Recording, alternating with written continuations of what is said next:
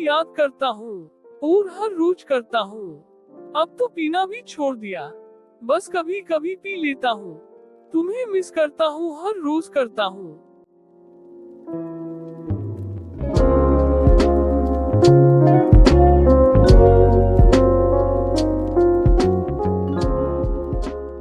ये कहानी अधूरे प्यार की है जो कभी पूरा ना हो सका।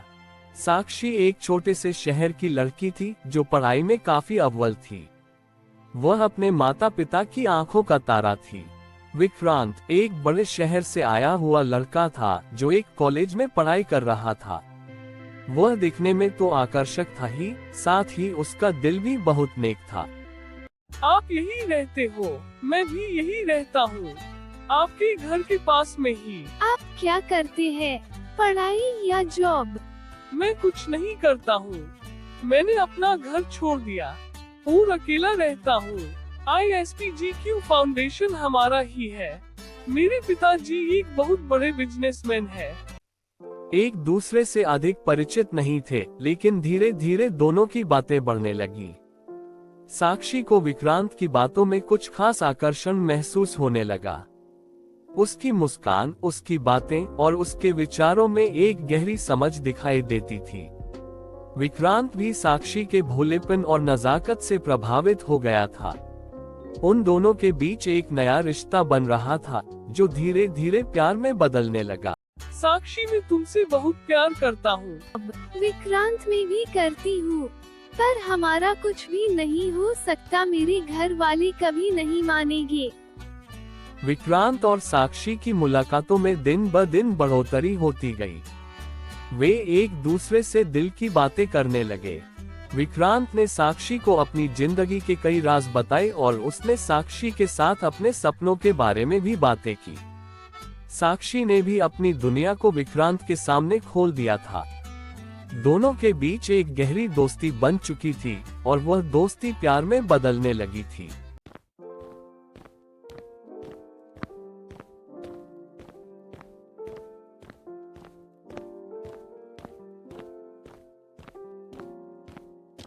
पापा, मैं एक लड़के से प्यार करती हूँ। वो बहुत अच्छा है, वो मुझे हमेशा खुश रखेगा और उसके बगैर मैं नहीं रह सकती। इसलिए तुझे पढ़ने भेजा था कि तू एक दिन ये बात बोलेगी। शादी वही होगी जहाँ मैं करूँगा, और अगर तूने कुछ गलत किया तो समझ लेना मैं मर गया तेरे लिए और तू मेरे लिए। साक्षी को ये सुनकर बहुत दुख हुआ, लेकिन वह ये भी जानती थी कि अगर विक्रांत अपना रास्ता बदल चुका है तो वह उसे फिर से नहीं पा सकती। वह मन ही मन विक्रांत को छोड़कर अपने जीवन में आगे बढ़ने का निर्णय लेती है।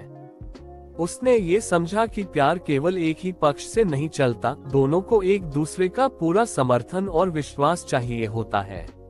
क्या हुआ साक्षी, तुमने बात की पापा से? क्या बोले पापा? एक बार मिलने का बोलना था ना? शायद वह मुझसे मिलते तो कुछ सोचते हमारे रिलेशन के बारे में।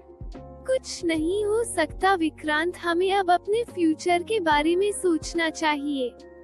पापा ने क्लियरली मना कर दिया है कि शादी वही होगी जहां मैं करूंगा।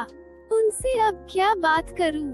समाप्ति के कुछ महीनों बाद साक्षी ने विक्रांत को एक आखिरी बार मिलकर विदाई दी। वह अब अपनी पढ़ाई और अपने करियर पर ध्यान देना चाहती थी।